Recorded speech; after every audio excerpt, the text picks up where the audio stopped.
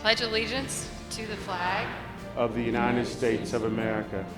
This is the annual retreat. This is the big deal. one nation, under God, indivisible, With liberty and justice for all.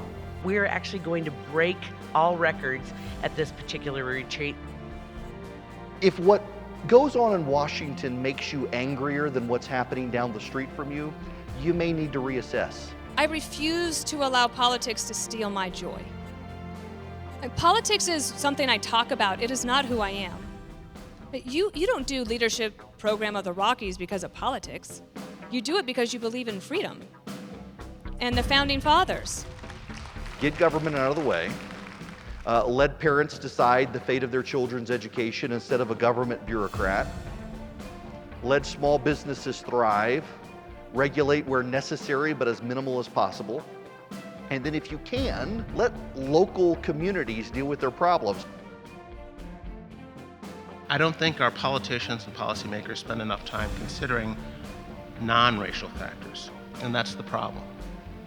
Downplaying group behavioral differences or shielding people from any responsibility for their situation may seem like the charitable thing to do. But the relevant question is whether it's helpful. You have 16 intelligence agencies that don't share information effectively. The answer to that is never to fix it with another government bureaucracy. Socialism doesn't work, but baby steps towards socialism that we permit out of political compromise are also fatal. We always have to remember, how do we help enact policies that create more opportunities for people? At a root level, individual human autonomy demands freedom. Unlike past freedom movements in Hong Kong, where you have one or two spokespeople for the movement, this is organic.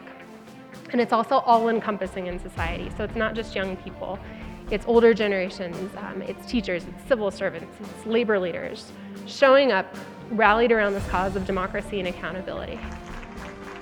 Everybody in history was impoverished. So the only question is not why was there poverty, why is there affluence? What raised billions of people from poverty? Only capitalism. Only. That's why I'm so grateful to be a part of LPR's Army for Freedom, which is a vast and strategic network of passionate patriots. I think the leadership program of the Rockies, had I stayed in Colorado, I would have wanted to be a part of this program. What you do is absolutely necessary to the maintenance of the Republic. She has devoted 20 years to not only train up successive waves of civic leaders in the West, but now to scale up the program in Connecticut, and who knows, maybe more states in the future. Shari Williams is a fierce warrior for freedom, small government, a champion of the individual, and a leader of leaders who support the same principles. She's a good and decent person.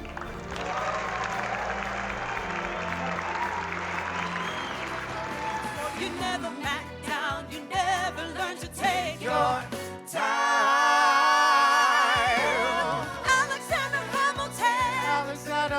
Where America sings for you. Shari Williams, wow. Congratulations. The LPR family, I think it's something profound because we believe in the same things. We believe in those fundamental principles that made this country great. We understand individual rights and the proper role of government and how to activate and engage our fellow citizens. I expect a lot of you because I think we have to change the country. And the people in this room, I think, are the people that can do that. So what are you going to do? What will you do?